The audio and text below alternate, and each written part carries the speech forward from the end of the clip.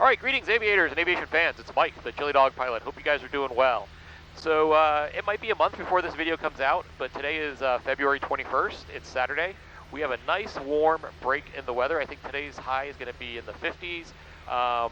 Great VFR day, so I'm taking the Tomahawk out and just running this engine and giving her a little bit of exercise.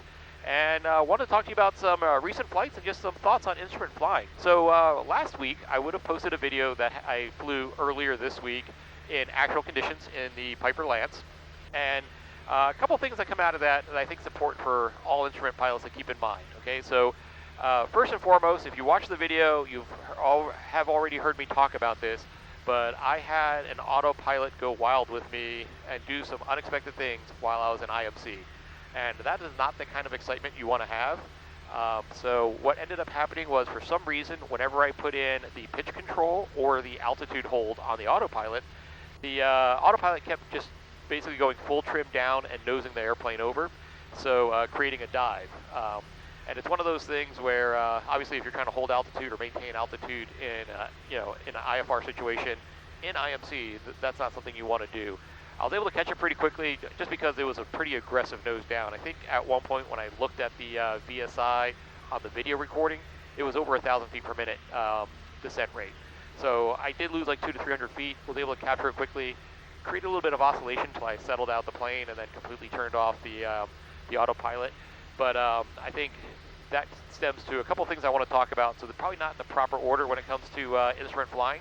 But first and foremost, it's situations like that is a stark reminder why it's important to not only to be current in instrument flying, but also be proficient. I think we have so much automation in airplanes today that it's very easy just to rely on, turning the autopilot on and allowing that to kind of fly the flight and manage it, which is all great from a workload perspective. Having the autopilot is a blessing, but it's also critical, and that's a stark reminder that as pilots, we need to always be proficient, because systems will fail, and we need to be able to fly that proficiently and safely to get to our destination, or at least get out of, the situation we're in.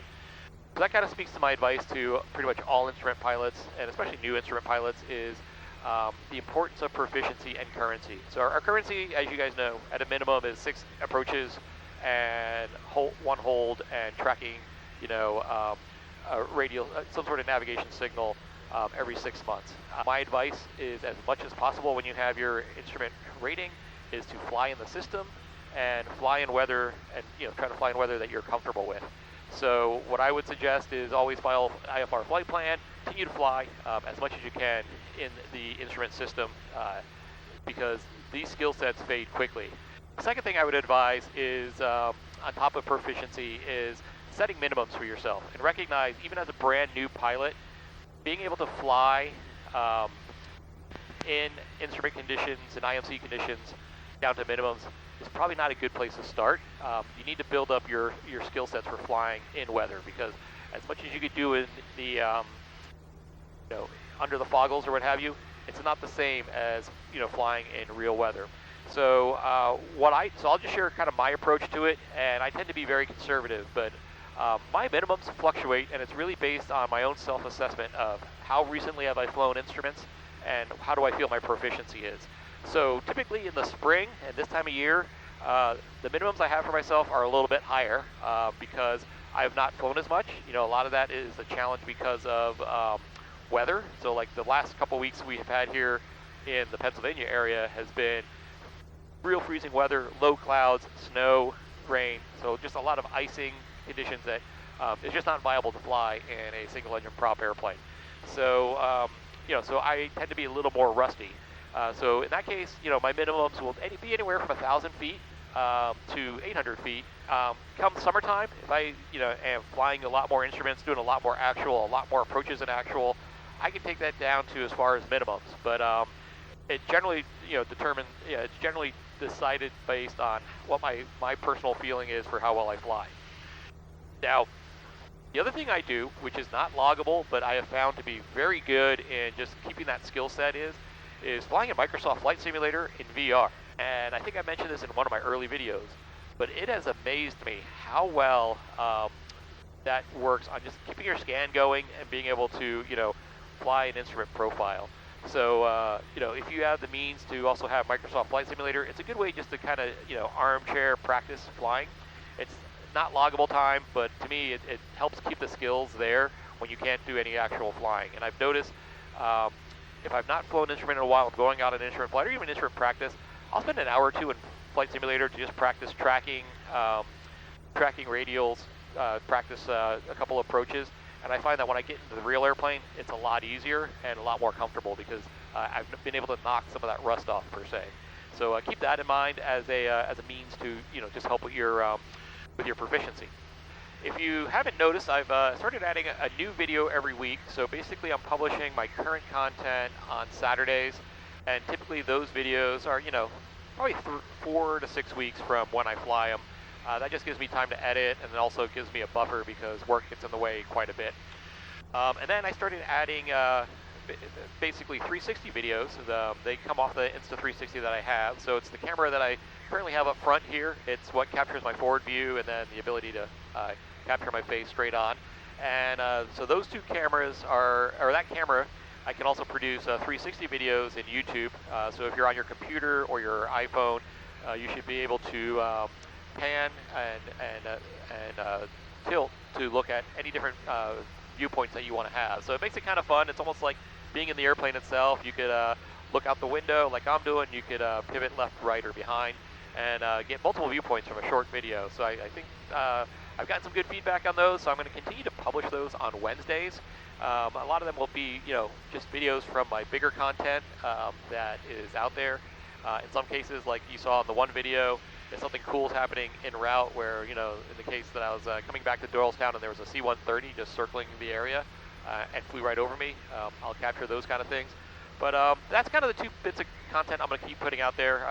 You know, the 360 video is relatively low workload for me, but I think it's just putting extra content out for you guys. As we get past the winter here into spring and summer, my goal is to try to get together with some of the other YouTube folks in aviation out there.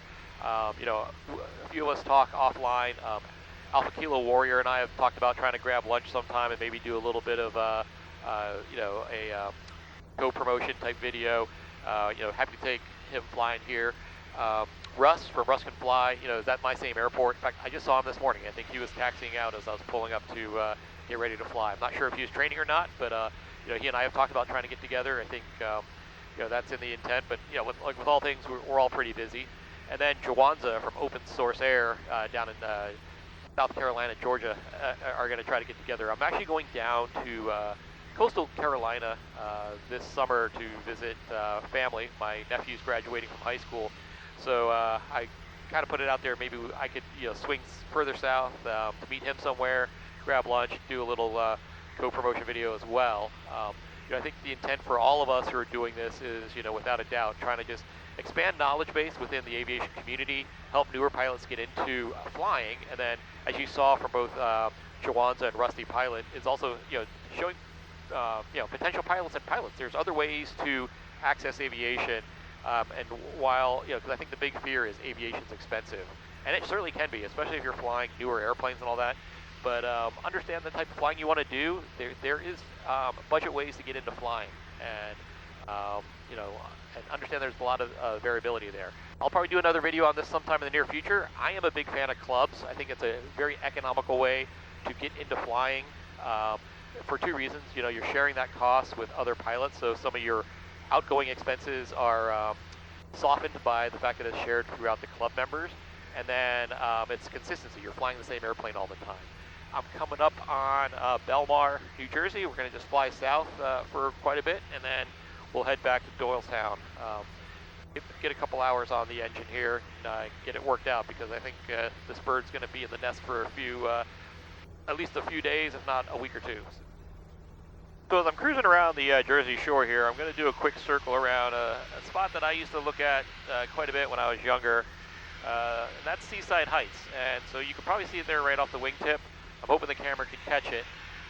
Unfortunately, that used to be a very extensive boardwalk area, and when Hurricane Sandy hit back in around the 2009 period, it knocked out that boardwalk. And that boardwalk was there many, many years ago in the late 70s. I was growing up in Toms River, New Jersey. so just right across the bay here. And that was a place we went to quite frequently. Okay, so here is a quick before and after picture of what the pier looked like at Seaside Heights.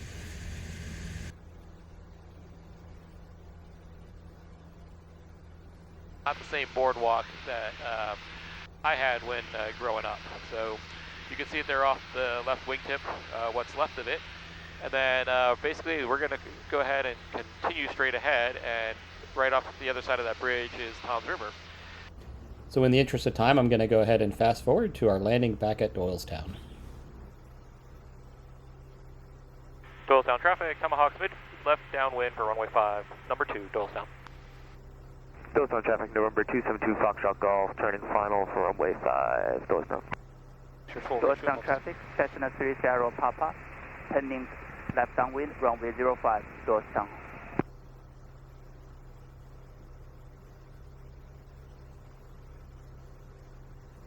Doylestown traffic, Cessna 4 Alpha Uniform, clear runway 5, Doylestown.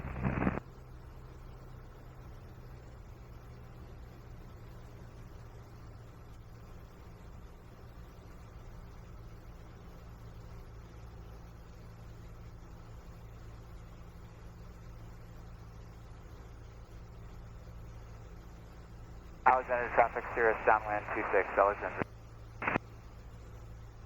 Doylestown traffic, Tomahawk's turning left base, runway 5, Doylestown.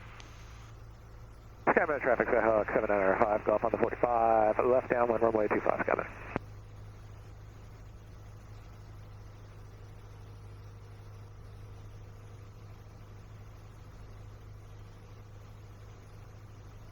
Doylestown traffic, 681 Mike Alpha, 793 Sierra Papa. Do you mind extending downwind so that some of the traffic can get out?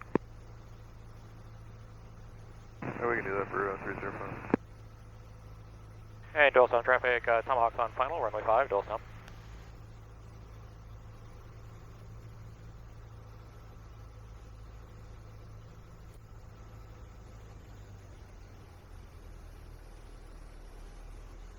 Alexander traffic, Cirrus turning base 26, Alexander.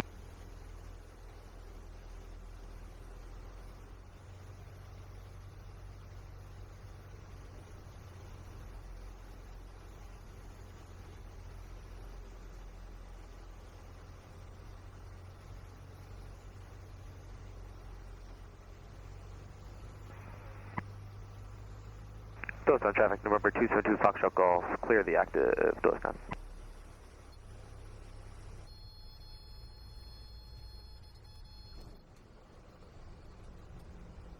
Thank you for taking the time to listen to me discuss the autopilot situation in the Lance and that debrief, as well as share my thoughts on proficiency and just generally being a good instrument pilot. I'm looking forward to doing some more things with other YouTubers on this channel and looking for some collaboration with a few of the folks that I mentioned. Anyway, I appreciate your time. Certainly, if you like, please subscribe and share this with others, and I will look forward to talking to you again soon.